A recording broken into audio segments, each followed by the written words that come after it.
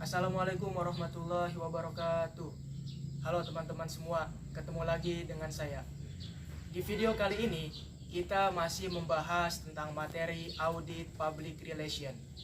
Dimana di video kemarin yang pertama kita sudah membahas tentang tantangan public relation di tahun 2020. Di video kali ini yang kedua, kita akan membahas tentang audit komunikasi. Seperti biasa, video ini berdasarkan tulisan yang telah diposting di blog pribadi saya.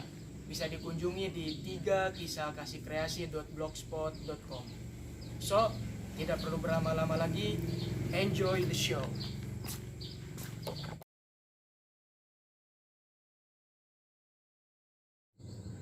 Audit komunikasi terkait dengan penilaian terhadap tingkat kepuasan komunikasi dalam kalangan anggota di sebuah organisasi.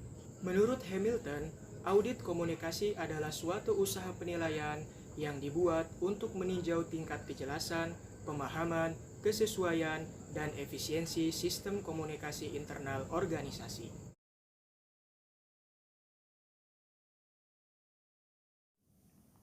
Biasanya, audit komunikasi dilakukan apabila terjadi kondisi-kondisi berikut ini. Yang pertama, ketika adanya pengembangan organisasi. Yang kedua, saat organisasi terlibat dalam proses penyatuan, merger, atau akuisisi oleh organisasi lain. Yang ketiga, kapan ada pengurangan bawahan atau usaha peningkatan jumlah anggota kerja. Yang keempat, ketika ada perubahan fungsi dan tanggung jawab perusahaan. Dan yang kelima, ketika akan ada usaha untuk menggunakan teknologi baru, khususnya yang terkait dengan informasi atau komunikasi.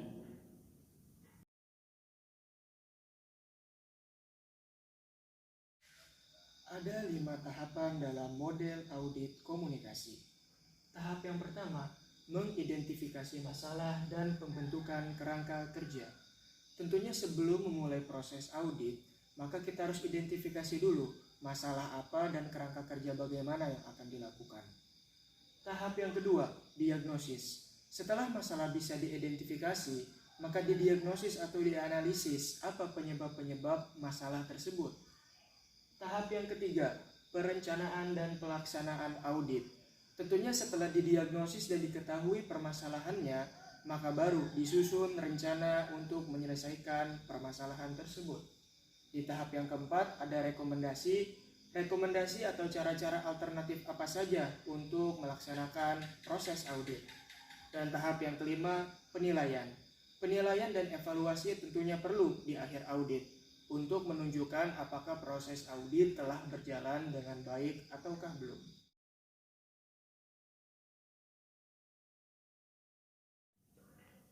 Adalah bentuk laporan akhir yang disampaikan kepada manajemen untuk tujuan melaporkan pelaksanaan audit. Lalu hal apa saja yang ada di dalam laporan akhir? Yang pertama, elaborasi analisis dan temuan audit. Tentunya hal pertama yang harus ada dalam laporan akhir adalah perpaduan antara analisis dan temuan dalam audit tersebut. Yang kedua, tercapainya tujuan audit. Tentu tujuan yang sudah direncanakan di awal harus terlaksana pada laporan akhir. Yang ketiga, adanya pembuatan generalisasi berdasarkan temuan. Adanya sebuah kesimpulan secara umum berdasarkan temuan audit yang telah dilaksanakan.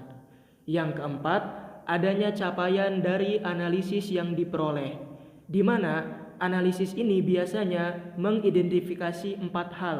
Yang pertama, identifikasi kekuatan atau strength perusahaan. Yang kedua, kelemahan atau weakness. Yang ketiga, peluang, opportunity. Dan yang keempat, ancaman atau threat.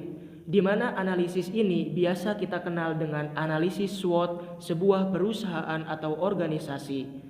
Dan poin terakhir sebagai hal yang harus ada di dalam laporan akhir, yakni poin yang kelima, menyatakan rekomendasi serta strategi komunikasi yang harus dilaksanakan untuk tujuan perbaikan.